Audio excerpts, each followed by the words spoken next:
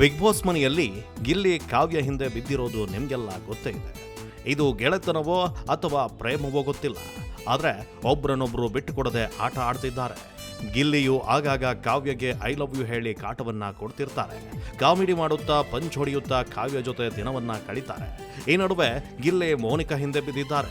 Love you Monika ಅಂತ ಹಾಡು ಹೇಳುತ್ತಾ KGF ಸಿನಿಮಾ ಸ್ಟೈಲ್ನಲ್ಲಿ ತಲೆ ಬಾಚಿಕೊಳ್ಳುತ್ತಾ ಪ್ರೀತಿಯ ಮೂಡ್ಗೆ ಜಾರಿದ್ದಾರೆ. ಅತ್ತ ಮೋನಿಕಾ ಕೂಡ ಗಿಲ್ಲಿ ಆಟಕ್ಕೆ ನೋಟಕ್ಕೆ ಫಿದಾ ಆಗಿದ್ದಾರೆ.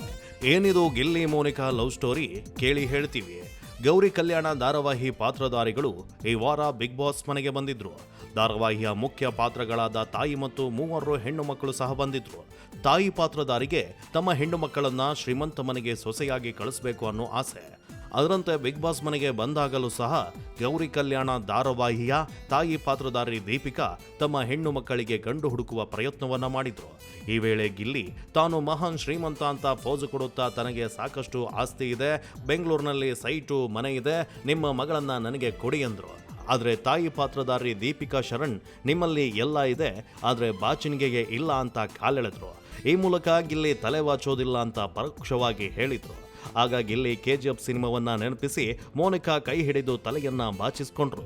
ನಾನು KGF ಸಿನಿಮಾ ನೋಡಿದ ಮೇಲೆ ಬಾಚಣಿಗೆಯಲ್ಲೇ ತಲೆ ಬಾಚೋದನ್ನೇ ಬಿಟ್ಟಿದ್ದೇನೆ ಅಂತ ಖಡಕ್ ಡೈಲಾಗ್ ಹೇಳಿದ್ರು. ಈ ಮೂಲಕ ನಾನು ಬಿಗ್ ಬಾಸ್ ಮನೆಯ ರಾಕಿ ಬಾಯ್ ಅನ್ನೋ ಸಂದೇಶವನ್ನ ಮನೆ ಮಂದಿಗೆ ರವಾನೆ ಮಾಡಿದ್ರು.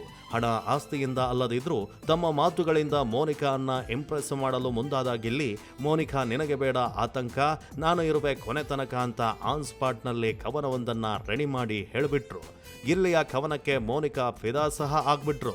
ಗಿಲ್ಲಿ ಸಹ ಮೋನಿಕಾ ಐ ಲವ್ ಯು ಅಂತ ಹೇಳ್ಬಿಟ್ರು. ಮೋನಿಕಾ ಸಹ ಒಪ್ಪಿಟ್ರು. ಆದರೆ ತಾಯಿ ಅಡ್ಡ ಬಂದು ನನಗೆ ಇಷ್ಟ ಇಲ್ಲ ಅಂತ ಹೇಳಿದ್ರು. ಆಗ ನನಗೆ ಗಿಲ್ಲಿ ಇಷ್ಟ ಅಂದ್ರು ಮೋನಿಕಾ.